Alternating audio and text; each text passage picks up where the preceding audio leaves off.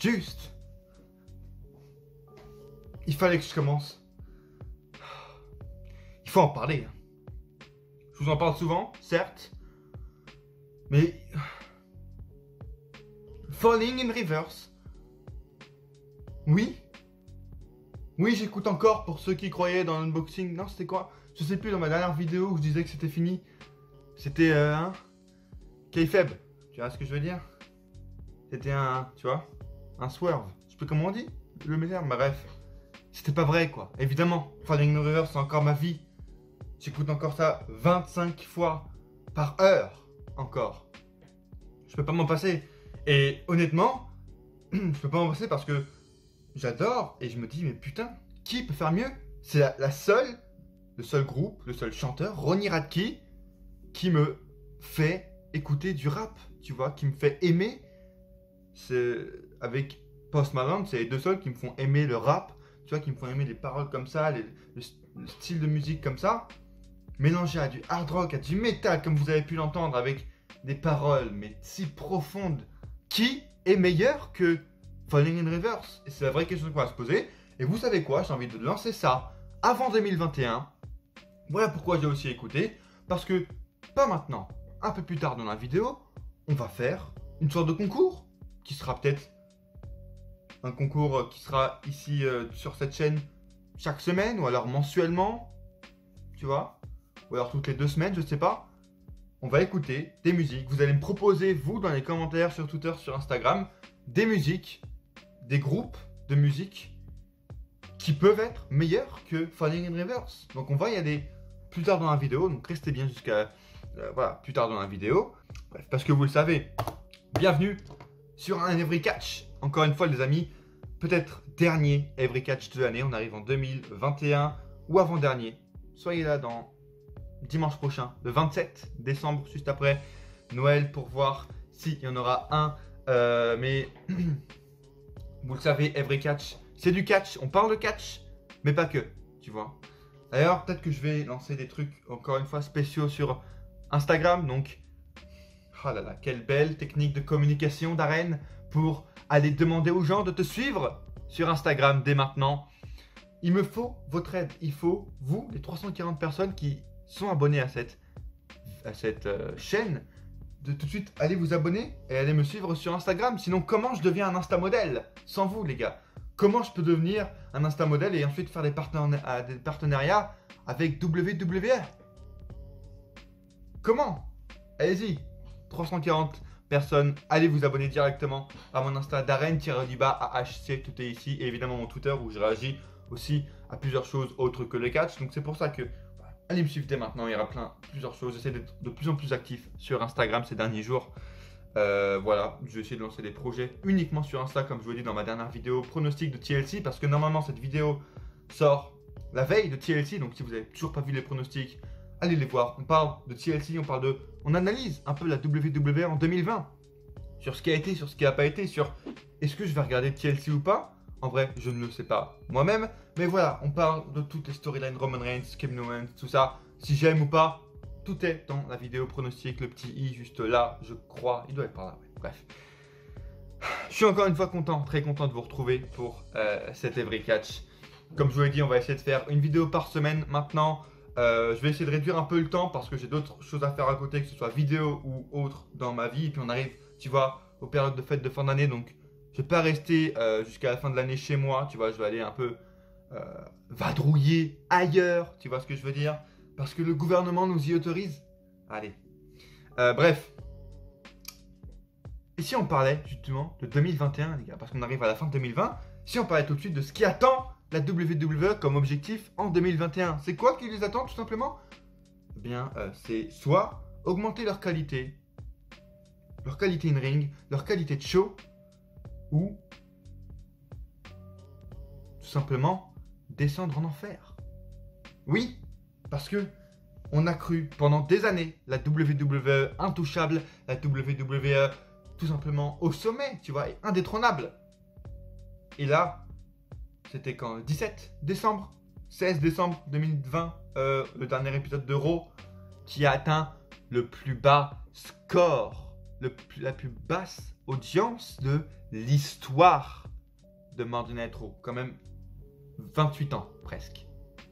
Et j'ai l'impression qu'on parle de pire audience, que Raw fait sa pire audience, sa deuxième pire audience chaque semaine en fait. Là, durant tout le mois de l'année 2020, même en 2019, combien de fois on a entendu Raw réalise sa deuxième pire audience, Raw réalise sa pire audience de l'histoire, Raw réalise sa pire audience de l'année. Ce sont des faits les gars, on va aller voir directement l'article de VoxCatch très BE. Ça fait longtemps que j'étais pas allé sur VoxCatch, honnêtement si vous passez par là les gars, bravo, votre site, putain, c'est super amélioré, c'est très très propre. Alors honnêtement c'est très quali, allez voir sur VoxCatch directement, tout est net, tout est clair. On est en 2020 tu vois, c'est pas un site dégueulasse, c'est beau. Vraiment bravo à VoxCatch parce que leur site est vraiment très stylé. Bref, coup dur pour la WWE. L'épisode de Monday Night Raw, ce de ce lundi 14 décembre, a réalisé la pire audience de son histoire de la télévision américaine. L'épisode du mardi, avec Sheamus et AJ Styles, ou encore Bray Wyatt, ou encore une rencontre entre le champion de la WWE et AJ Styles, a réuni seulement 1 527 000 téléspectateurs sur la chaîne USA Network. C'est la pire audience de son histoire et ce n'est pas la première fois que le show bat un record de mauvaise audience. La dernière fois, c'était le 13 juillet 2020 avec seulement 1 561 000 téléspectateurs. Plusieurs choses sont inquiétantes et plusieurs choses doivent tout simplement faire réagir, si ce n'est pas trop tard, la WWE. Car déjà, comme je vous l'ai dit, c'est pas la première fois qu'on entend pire audience, et c'est qu'il y a des raisons pour cela, tu vois. Beaucoup de gens vont dire « Oh non, mais c'est parce que c'est le mois de Noël, c'est parce que c'est les périodes de fête. Regardez, AEW aussi, le 25 et le 31, ils vont faire des mauvaises audiences, c'est normal, c'est les périodes de fête. » Juste des petits faits comme ça. C'était quand 2018. Donc il y a 2 ans, vous savez le fameux speech de la WWE avec Triple H, on va vous donner ce que vous voulez, vous êtes l'autorité maintenant. Plus personne n'y croyait déjà à ce moment-là, tu vois, plus personne. Mais les gens continuent à regarder. La preuve, 2018, on était en période de fête, tu vois, au même moment, 19 décembre, même période du 25, le jour du 25 ou quoi. Raw avait réussi à réunir 2 600 000 téléspectateurs. L'année dernière, en 2019, période de fête, 19 décembre, 25 décembre, peu importe. La WWE avait une moyenne de 2 100 000 téléspectateurs pour Monday Night Raw chaque semaine. Vous réalisez ce qui se passe? Monday Night Raw, alors que je ne sais pas ce qui se passe dehors, il y a plein de bruit.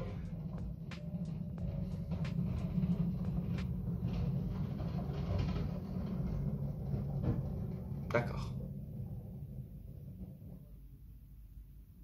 Mes voisins sont juste en train de déménager une putain de machine à laver à côté de ma fenêtre. On va reprendre, peu importe ce qui arrive dans cette putain de vidéo, on va finir. Même si c'est Vince, c'est les reptiliens qui veulent pas que je parle de ça. Mais regardez en plus, ils m'ont juste coupé avant la phrase fatidique, c'est un truc de fou. C'est Vince. Il peut avoir une météorite, je vais le dire, je vais en parler. Raw perd 500 000 téléspectateurs par an, par année. En 2 ans, on est passé de 2,5 millions à 1,5 million. On se demande bien où on sera le 25 décembre 2021 si la WWE continue ses actions. Alors, voilà, c'est un fait, on perd de plus en plus et ce n'est pas les périodes de fête parce que ça dure toute l'année, la 2020. Regardez 2020, combien d'audiences de Raw ont fait plus de 2 millions, tu vois. Alors oui, ça a été une année spéciale, etc. Même début d'année avec Edge ou quoi, ça faisait un peu plus de 2 millions, tu vois. Même SmackDown, combien on fait plus de 2 millions 2019. Combien de fois, comme je vous l'ai dit, on a entendu Raw en dessous de 2 millions, Raw en dessous de 1,8 million, Raw réalise sa pire audience de l'année. Ça va de pire en pire. Et la raison principale, c'est évidemment, c'est pas que Raw ça devient nul, c'est pas que les gens se détachent de Raw, c'est que la WWE fait face à ses actions. Toute action a des conséquences. Je l'ai même dit moi-même, quand il commençait à aller en Arabie Saoudite, quand il y a eu tout ce procès, vous savez, Arabie Saoudite, où il y avait des gens qui étaient tués en Arabie Saoudite par le gouvernement, etc. Et que la WWE, sans aucun problème, se liait à cette action, et bien à ce moment-là, tu vois, Raw faisait quand même 2,6 millions. Tu vois, ils n'étaient pas non plus inquiétés par le gouvernement ou quoi. Et je le disais, VVE, tu vois, est invincible. C'est le monopole, impossible qu'il descende. Tu vois, impossible qu'il se fasse un jour détrôner, qu'il soit un jour tout simplement pris en, tu vois, en étau et qu'il soit dans la merde. Et bien pourtant, c'est la vérité. Raw, tout simplement, fait face à ses conséquences. Et s'il continue dans cette action-là, s'il continue à faire des bookings comme ça, s'il continue à ne pas construire simplement des superstars, à faire que aucune superstar n'ait de personnalité, à ne plus construire de réelles légendes à la Stone Cold, à la The Rock, Undertaker, on prend toujours ces exemples. Mais c'est des faits. À l'époque, 98-99, j'ai regardé, il y a des shows de catch, Raw, hein, avec Undertaker, The Rock, Stone Cold, qui réalisaient 8 millions de téléspectateurs.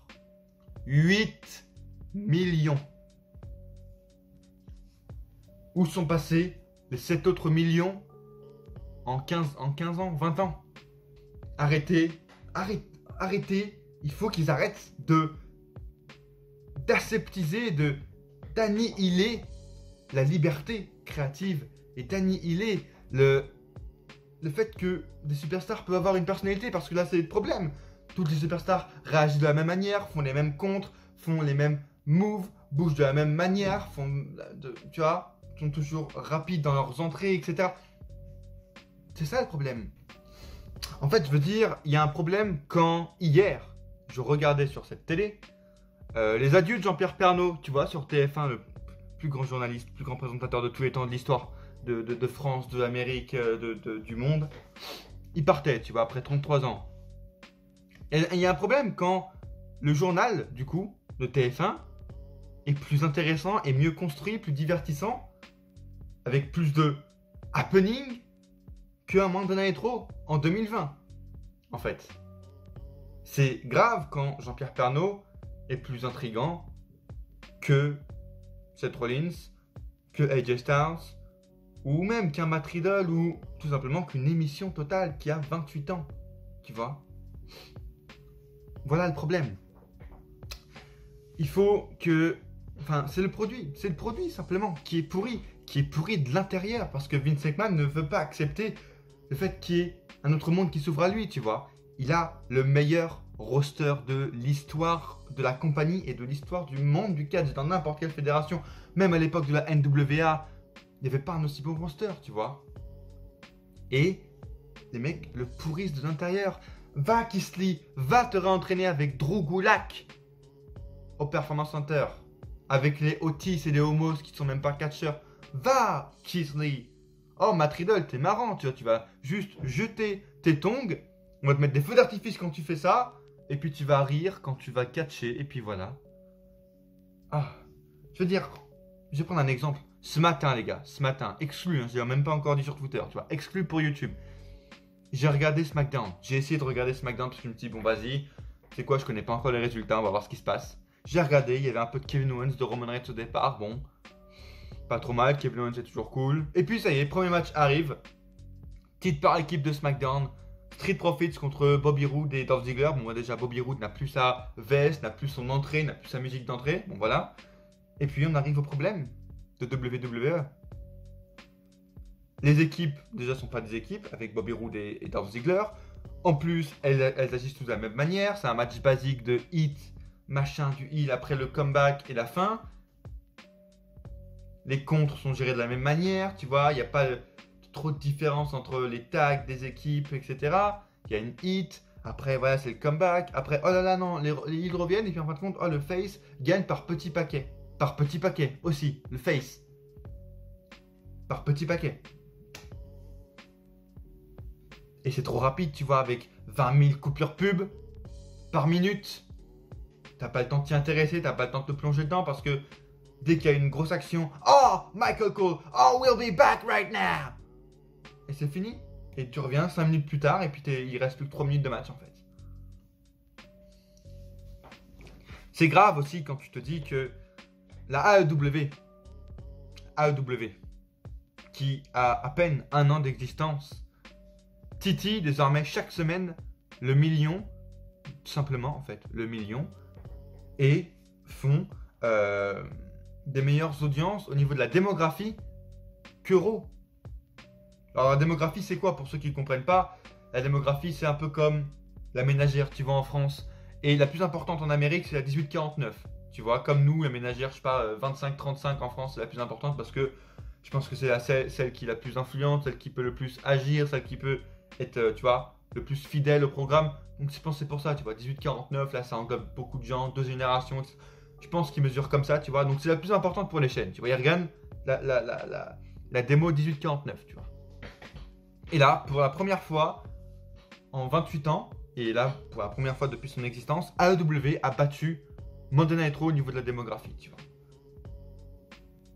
Ils ont atteint plus de gens en 18-49 que Monday Night Raw, qui a 28 ans derrière lui d'existence, mais qui est pourri de l'intérieur.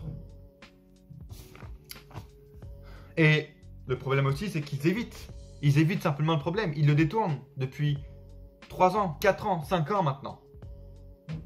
Non, mais on va ramener des légendes, ça va le faire. On va ramener Brock Lesnar. On va ramener Goldberg qui va aller battre ce qui devrait être la nouvelle superstar, The Fiend. Ou Braun Strowman. On va ramener Undertaker qui sait plus catcher. Ça va le faire. Ça va le faire. Le résultat, c'est que maintenant, on le voit depuis 2017 avec Goldberg, avec Lesnar. Tu peux ramener autant de légendes, tu peux construire Lesnar autant en attraction que tu veux. Il vient une fois par mois, une fois tous les 6 mois, tout ce que tu veux. Ça peut être une attraction aussi grosse que tu veux. Même Brock Lesnar ne ramène plus personne. S'il y a du public, peut-être qu'il ramènerait des culs sur des chaises, mais il fait plus d'audience, tu vois. Et c'est là où on peut se dire qu'il peut se passer quelque chose pour arriver à la conclusion de ce sujet, parce que je pense que j'ai fait le tour, tu vois. C'est que là, on est arrivé à un point où en fait, même les chaînes de télé vont se retourner contre la WWE.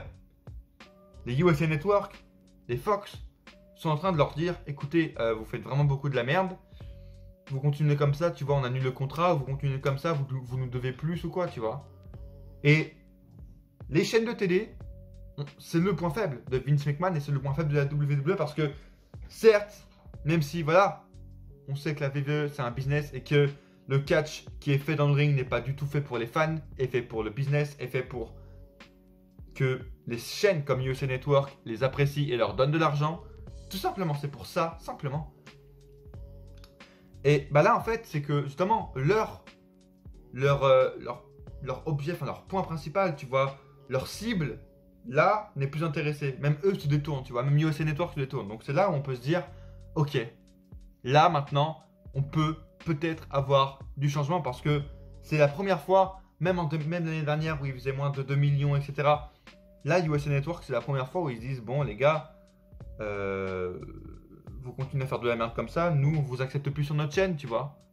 Et vous nous devez de l'argent après. Bref, je pense que là il peut se passer quelque chose, il peut se passer un déclic dans la tête de Vince McMahon, qui est évidemment le problème, le centre névralgique de cette catastrophe que la WWE est en train de subir. Et si en 2021, il ne bouge pas, il n'engendre pas des actions et ils ne changent pas tout simplement leur produit qui est pourri de l'intérieur, la WWE va, pour la première fois depuis son existence en fait, va subir des conséquences de ses actes et va plonger. Et dans un an, s'il reste comme ça, AEW va faire plus d'audience que Raw. Ils sont à 1 million, ils titillent le million chaque semaine. Aux alentours de mars-avril, AEW fait 1 million chaque semaine, hein, facile. Et si on suit les ratings, ils perdent 500 000 par an. Décembre 2021, si rien n'a changé, si on est toujours dans le même produit, que tout est dirigé par Vince et que les superstars sont des marionnettes et qu'elles n'ont aucune personnalité et qu'elles sont toutes des sortes de robots à faire tout ce que Vince leur demande avec un script écrit, avec des mots qu'ils doivent dire chaque semaine parce que c'est Matt Riddle, il doit faire Bro, parce que c'est Street Profits, il doit faire We Want the Smoke, sans aucune raison. On va se retrouver avec Raw le 19 décembre 2021, pardon, à 1 million de téléspectateurs. Donc vous savez quoi, j'ai hâte d'être en décembre 2021 pour voir s'ils vont évoluer, s'ils vont changer de cap, et qu'ils vont enfin s'intéresser aux fans, et qu'ils vont enfin donner aux fans ce qu'ils veulent vraiment. Parce que c'est comme ça que ça marche en 2020, et c'est comme ça que le catch marche. Le produit n'est plus en accord, et c'est pas que maintenant, c'est pas que depuis 2018, c'est depuis plusieurs années. Le produit n'est plus en accord avec ce qu'attendent les fans et avec ce que le catch est censé être. C'est-à-dire mettre des sourires sur des visages. Et c'est ce que la AEW fait. Magnifique transition. AEW Impact. Magnifique partenariat, exactement ce qu'il fallait faire. Je ne vais pas en reparler pendant 20 minutes parce que je l'ai déjà fait dans ma vidéo pronostic. J'ai parlé de ce que je pensais de ça. De pourquoi c'est une bonne idée, pourquoi ils doivent continuer à faire ça. Mais pour... c'était quoi? J'ai trouvé où? C'était sur le contrat de Impact, comment ils ont pensé à ça et combien de temps ça va durer. J'ai trouvé que 2-3 infos, comme par exemple le fait que ça fait longtemps qu'ils y réfléchissent. Et que voilà, Tony Khan a pensé avant tout aux fans, avant de penser, tu vois. Il a d'abord pensé à la qualité du catch, avant de penser aux audiences, avant de penser à l'argent qui pourrait se faire avec, tu vois. Même si c'est une entreprise et que le catch est un business. Ça sert plus à rien de séparer, tu vois, en disant on est les seuls, comme la WWE fait, tu vois. Ça sert à rien. Et c'est pas comme ça que tu vas marcher. La preuve avec Impact, qui quand ils réalisent, voilà, ils font les meilleures audiences quand ils réalisent leur partenariat avec AEW. Et pareil pour AEW, tu vois, qui là, quand ils associent Impact avec eux, quand on aura bientôt des The Club, tu vois, Gallows, Anderson avec, enfin, contre les Young Bucks, ça va être incroyable, tu vois. Ou The North, que j'adore, à Impact, qui vont affronter, je sais pas moi, FTR, tu vois, Sami Callihan à AEW, ça va être incroyable, tu vois. Et c'est ça qu'on veut voir en 2020. Des associations, on veut voir du changement, de l'évolution. Et ce qui ferait du bien au catch, c'est ça en 2020, surtout avec la période actuelle où il n'y a pas de public, il n'y a rien. Faites-nous plaisir. Et la AEW, il a bien compris. Voilà, si vous voulez un peu plus de détails sur ça, encore une fois, je vais laisser voir ma vidéo pronostic où je parle de Impact, de AEW et où je dis pourquoi, où je résume un peu la WWE en 2020 sur ce que j'en ai pensé, etc. Allez voir les pronostics de TLC 2020. Et là, regarde très bien. C'est pas abusif, tu vois, mais par exemple, il y a des grosses, tu vois, il y a des grosses apparitions et des gros crossovers, tu vois, par exemple, à Hard to Kill, le prochain pay-per-view en janvier, je crois, de Impact, il y aura Kenny Omega qui va combattre face au champion du monde Rick Swann de Impact. Du coup, les deux champions s'affrontent avec de chaque côté leurs équipes. Par exemple, le Bullet Club qui a été reformé pour Kenny Omega à Impact. Magnifique. Bullet Club reformé à Impact. Qui aurait cru ça un jour, tu vois? Et c'est bien. En fait, c'est même pas ils prennent de l'avance sur leur temps. Tu vois, ils disent faut arrêter ces barrières complètement futiles de faut pas collaborer entre entreprises parce qu'on est concurrents. On est concurrents. Mais tu vois, bon, faut pas non plus qu'ils en fassent trop à ce que toutes les semaines il y ait des crossovers parce que là, autant faire une fusion, tu vois, que AEW rachète Impact et ce sera plus simple, tu vois. Mais le fait est que faire des crossovers avec Kenny Omega, plus tard peut-être avec FTR qui vont arriver à Impact, Gallows Anderson qui vont arriver à AEW pour affronter les Young Bucks ou je sais pas, ça va aider, ça va aider. Rick Swann qui peut arriver aussi à la AEW. En fait, c'est ce que les fans veulent voir. Ils disent oh pourquoi pas. Imagine un jour on a Sami Callihan à la AEW. Imagine ce serait bien si les Young Bucks pourraient retourner à Impact, affronter The North ou autre chose. Et ils le font, tu vois, parce que c'est ce que les fans demandent. Et c'est parce que c'est comme ça que le produit évolue maintenant en 2020. Et ça va être sauvage. 2020, ça va être très sauvage pour WWE. Soit les gars, ils nagent et essaient de sortir la tête de l'eau, ou ils baissent les bras simplement et ils laissent le temps faire. Et le temps va pas être très gai pour eux, tu vois, va pas être d'une grande aide pour eux. Je vais essayer, j'espère avoir dit ce que je pensais, j'espère que vous avez compris mon propos à propos d'AEW, Impact, etc. J'ai essayé de m'exprimer le mieux possible, mais vu que j'avais pas de notes et que c'est un sujet assez complexe, bref. Dites-moi dans les commentaires, évidemment, si vous avez des questions, les gars. Dans les commentaires, c'est fait pour ça.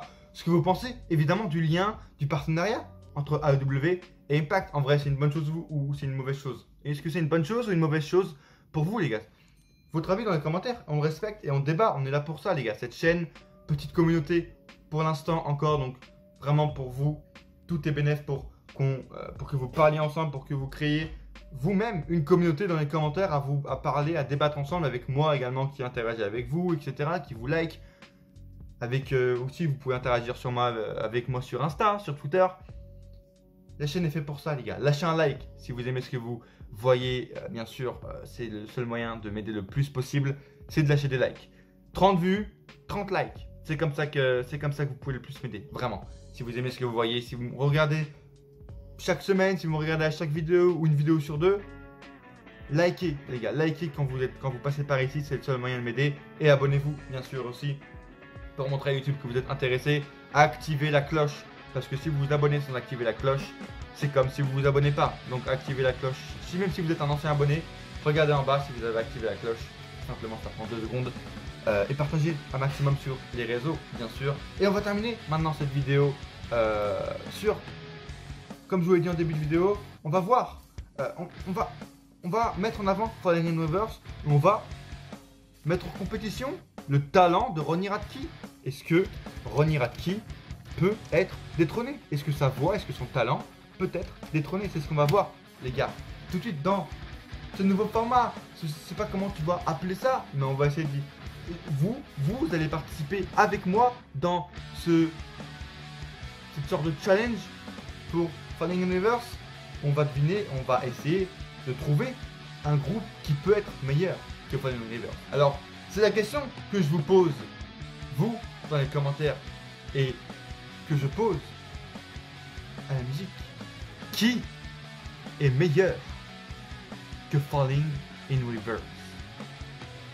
Et on va le voir maintenant, les gars. J'ai pris un segment, une musique, tu vois, pas simple, mais j'ai pris un segment en rapport, une musique en rapport avec la WWE, parce que j'ai vu sur Twitter qu'il y a un certain Corey Taylor, je crois, qui d'ailleurs a fait un message d'anniversaire pour Ronnie Radke parce que c'était son anniversaire il y a quelques jours. Et c'est comme ça que j'ai vu en fait que ce mec, Corey Taylor, avait fait le theme song de TLC, le pay-per-view qui se déroule ce dimanche. Et j'ai écouté quelques extraits et ça, tu vois, c'est en rapport un peu avec Falling in Reverse, le côté hard rock, etc. Donc écoutez, on va s'écouter ça et on va voir peut-être que Falling in Reverse sera détrôné maintenant et que je vais dire putain, Corey Taylor c'est génial, Falling in Reverse en fait c'est de la merde. On va voir ça tout de suite, les gars. On va écouter ensemble, peut-être pas toute la musique, mais les premières notes de ce theme song, HWY666 de Corey Taylor, le theme song de TLC. Allons-y, les gars. Est-ce que c'est meilleur que Falling in Reverse? En termes de musique, en termes de paroles, en termes de flow.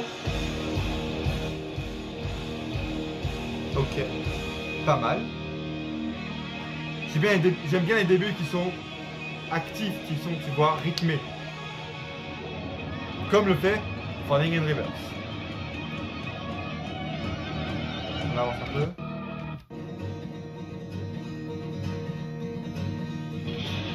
Ok, ça mène un peu de guitare. Ça mélange plusieurs instruments.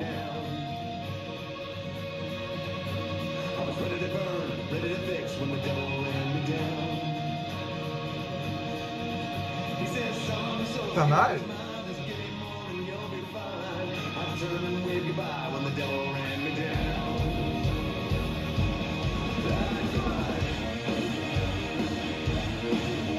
Pas mal.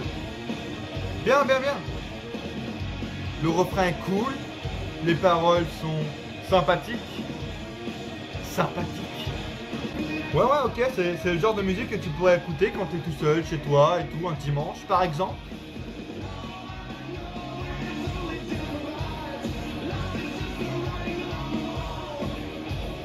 Dites-moi vous ce que vous en pensez dans les commentaires. Est-ce que c'est meilleur que ce que vous avez écouté en début de vidéo, les gars?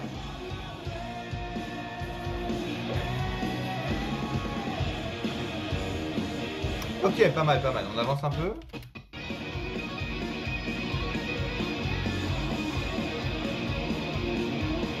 D'accord. Écoutez, je pense qu'on a fait le tour. Là, ça repart encore avec la guitare, ça va repartir au refrain, ok. Mon avis, écoutez. Le son est pas mal, le flow est cool, tu vois, c'est vraiment le genre de musique qui peut t'ambiancer quand t'es en voiture ou même, voilà, quand t'es tout seul chez toi, quand t'as envie de t'ambiancer ou même que tu peux même écouter en soirée. Ce genre de musique, tu vois, si t'es un fan de hard rock ou pas trop de métal, c'est un peu du hard rock. Il n'y a pas trop de paroles. Ouais, c'est un theme song qui est fait pour TLC, qui est fait pour, tu vois, les trucs comme ça, des événements, des pay-per-view, etc., des pubs. Mais c'est pas aussi profond. Les notes sont pas aussi profondes, les paroles sont pas aussi profondes que les paroles des musiques de Falling in Reverse. Donc j'ai cruellement l'impression que tout ça commence à manquer sérieusement de tarte dans la gueule. Et s'il faut en distribuer, je vais me mettre en première ligne. Nous n'avons pas encore trouvé d'égal à Ronnie Radke et à Falling in Reverse. En tout cas, big up, shout out à Corey Taylor. Oui, je crois que c'est Corey Taylor avec son titre HWY666. Pas mal. Vraiment cool. Tu vois, même moi, je pense, ça pourrait être le genre de musique que je peux écouter, tu vois, que je découvre. Je fais, ok, c'est bien, je le mets dans ma playlist Spotify, tu vois. Mais ça va pas plus loin. Ça va pas me faire acheter une putain de box à 80$ parce que j'adore la voix de ce mec et parce que j'adore son flow, tu vois. Comme j'ai fait avec Falling in Reverse. C'est honteux! C'est pas le genre de musique, c'est pas le genre de voix, de chanteur et de musique qui va me faire acheter une box à 80 000$ avec des t-shirts à l'intérieur parce que je kiffe trop sa voix et qu'elle me donne des émotions et qu'elle me fait chialer. Je me suis ambiancé, mais j'ai pas eu des goosebumps, j'ai pas eu la chair de poule en écoutant ça. Donc non, Je suis furax! nous n'avons pas encore trouvé d'égal à Falling in Reverse. Mais vous, dans les commentaires, participez. Si vous êtes fan de métal, de hard rock ou même de musique française, même de musique qui sont pas hard rock ou de rap par exemple. Musique de rap, musique de n'importe quoi, musique classique.